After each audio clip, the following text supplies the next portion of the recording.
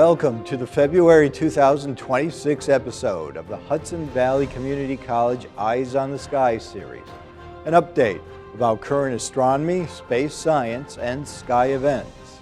I'm astronomer Richard Monda, and this is Eyes on the Sky for February 1st through March 3rd, 2026. We start the month of February with the moon rising in a bright sky at 4:57 p.m. That's just 12 minutes before the moment of full moon. In folklore, this is the full snow moon of winter. By 8 p.m., the snow moon is about a third of the way up the sky in the east and to the upper right of the constellation Leo. The next evening, a special sky event takes place with the waning gibbous moon and Regulus, Leo's brightest star. At 8:52 p.m., the moon will eclipse Regulus, hiding the star for about an hour in an event called a lunar occultation. Regulus will disappear near the south pole of the moon, and then this star will be hidden from view until it reappears from behind the moon's northeastern limb. Binoculars will be very helpful for seeing this event, and since the moon has no atmosphere, Regulus will just blink out of view as the occultation starts and then pop right back into sight when it suddenly reappears at 9:56 p.m. By February 3rd, the 94% illuminated waning gibbous will be low in the eastern sky around 8 p.m., with the nebula, the star that marks the lion's tail, just clearing the horizon.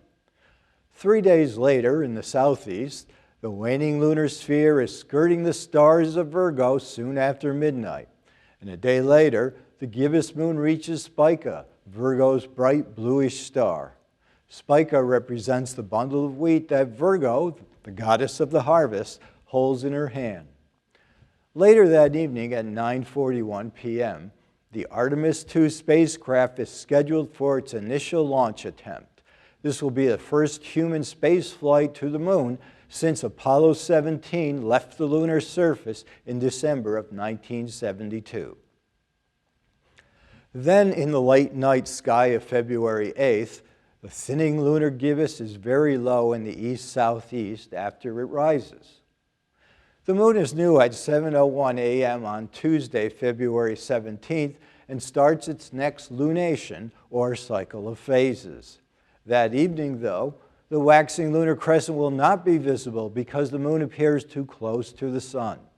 But what we will see is a procession of planets across the western evening sky. Just after mid-month, the first of these planets to become visible as the sky darkens will be Venus. This evening star will be with us in the western sky through September. Appearing above Venus is the elusive planet Mercury. And during the early evening on February 18th, the thin lunar crescent will not only appear very close to the innermost planet, but from Georgia to Texas, the moon will eclipse Mercury in a rare planetary occultation. Then on February 19th, the 7% illuminated crescent appears to the upper right of Saturn. Saturn's rings were tilted edge-on towards the Earth late last year. But now, the south side of its rings is visible when observed through any steady amateur telescope. As we near the end of February, the waxing lunar gibbous is seen in the southeast on February 26th, around 7 p.m., and it's traveling against the stars of Gemini. That evening, the moon occupies the region of Castor, the western twin, and is above the massive planet Jupiter. The next evening, we'll see the moon near Pollux, the eastern twin. And on the last day of February, the 93% gibbous is across from Procyon, the marker star of the little dog, Canis Minor. Finally, during the early morning hours of March 3rd, as the moon reaches its full phase, the moon will enter the Earth's outer shadow at 3:43 a.m., and a lunar eclipse of the full worm moon of March will begin. An obvious darkening of the lunar surface will be visible at 4:50 a.m. when the moon enters the inner part of Earth's shadow, and a partial lunar eclipse will begin. By 6:04 a.m., a total lunar eclipse will be underway, but for sky watchers on the East Coast, The moon will set before mid-eclipse.